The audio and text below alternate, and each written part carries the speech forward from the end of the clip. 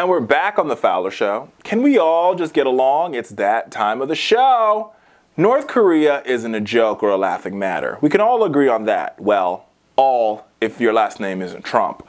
For the past year, we have watched President Trump play a game of tic-tac-toe with Kim Jong Un.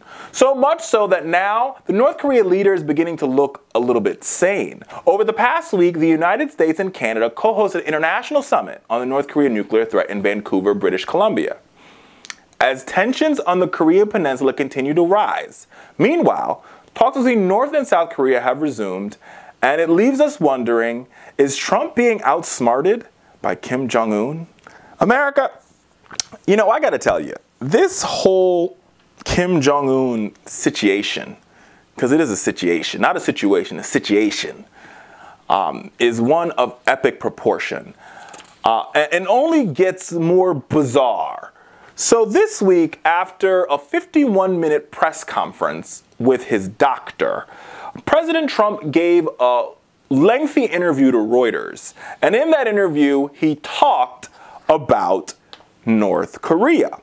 And in discussing the issue of North Korea's nuclear ambitions, he took a swipe at his predecessors, former President Barack Obama and George W. Bush, and Bill Clinton and their approach to the rogue nation. And here's what he said. I guess they have all realized they're going to have to leave it to a president that scored the highest on test. What can I tell you?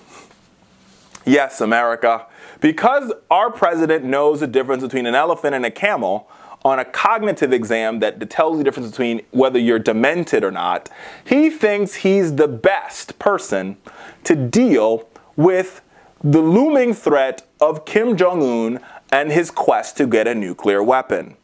This should scare you. It should scare you immensely. I'm scared. I'm terrified. And if you're not scared or terrified, just ask the people of Hawaii, who over this past weekend received a false ballistic missile warning and were scared out of their mind. One, because they received a false ballistic missile warning, but two, because the scenario was probable because of the fact that our president continues to play tic-tac-toe with Kim Jong Un. Here's the thing. Kim Jong Un is a child that's never been loved by his father, and he's deciding to act out on the world stage. But it seems to be very clear that maybe our president, the president of the free world, might not have been loved by his father either, and he wants to act on the world stage. Instead of acting diplomatic and being above the fray and saying we deal with tin pot dictators as it should be dealt with, tin pot dictators, President Trump has decided to engage with Kim Jong Un on his level. So in a speech a couple weeks ago, Kim Jong Un said that he has a nuclear button and he's willing to use it. So our president decided to respond on Twitter by saying, I have a bigger button. It's pretty much a penis swinging contest to see whose penis is bigger. We all know America's penis is bigger than the North Koreans. We have more weapons. We have a bigger military. The world already knows that. Here's one thing I know about penis swinging contests, folks. Most of the time, the people with the bigger penises, they don't say anything. They just know. And they're like, I know mine's bigger. There's no need to show it. Not our president. He feels the need to show it proudly. And that creates a problem because it just shows his lack of maturity when it comes to our foreign policy. Don't get me wrong. I'm not saying that the Bush doctrine or the Obama doctrine or the Clinton doctrine was perfect. But all those doctrines understood had one basic assumption. If you give the North Koreans attention, they're going to take it. So what all three of these individual presidents did was saying, we're not going to pay attention to them, and we're going to negotiate behind the scenes and try to curtail them and try to, at minimum, slow down their ability to get a nuclear weapon. For Bill Clinton, he got the closest. In the 1993 Sunshine Policy, we were very close to dismantling the entire North Korea nuclear program. And then it fell apart. So here we are, 2018, with the North Koreans as close as possible to a nuclear weapon. Here's the thing with a nuclear weapon. Once you use it, there really isn't any going back. There was a theory created during the Cold War, and its acronym is MAD. It stands for Mutually Assured Destruction. It means that once a weapon of mass destruction is used, especially a nuclear one, it's the end. It means everybody's destroyed. Mutually assured destruction. So the moment that North Korea launches a nuclear weapon, every other nuclear weapon holding country will also launch a nuclear weapon. And none of us will be here. That's why there's no walking it back. Which is why now more than ever, instead of engaging in this schoolyard fight of whose penis is bigger, we need some grown men in the room to figure out how we curtailed this unloved child from gaining access to a nuclear weapon and actually using it. We need to have talks with the North Koreans. There's no other way about it. Which brings us to where we are today.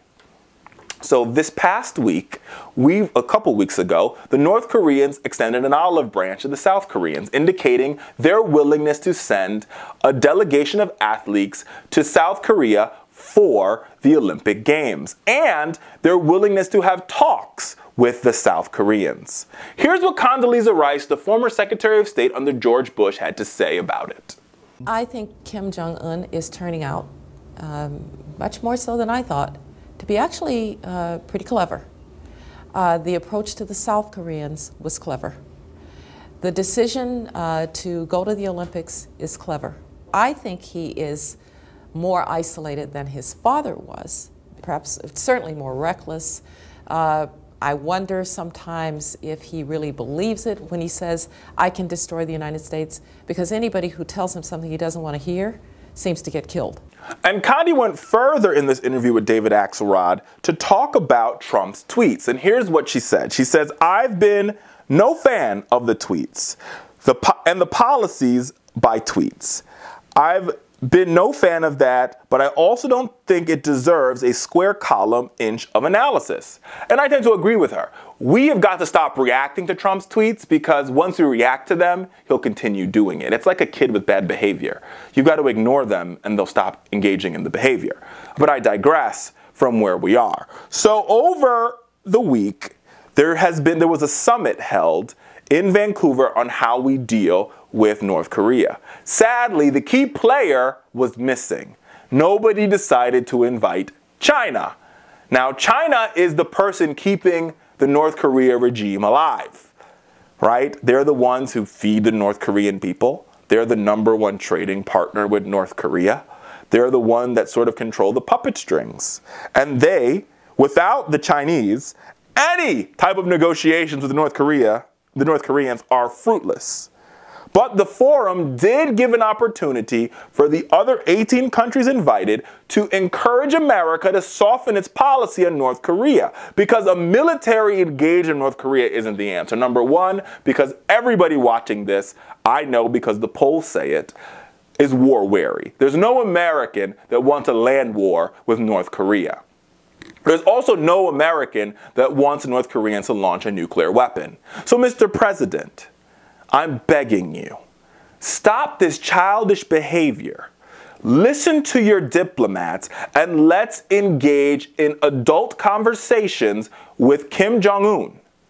Let's get the South Koreans, let's get the Japanese, let's get the Russians because they're a border state with North Korea, let's get the Chinese and maybe some European country that's a neutral party in a room and say, Mr. Kim Jong Un, what the hell do you want that will stop you from developing a nuclear weapon? Because right now, America, that is the only option.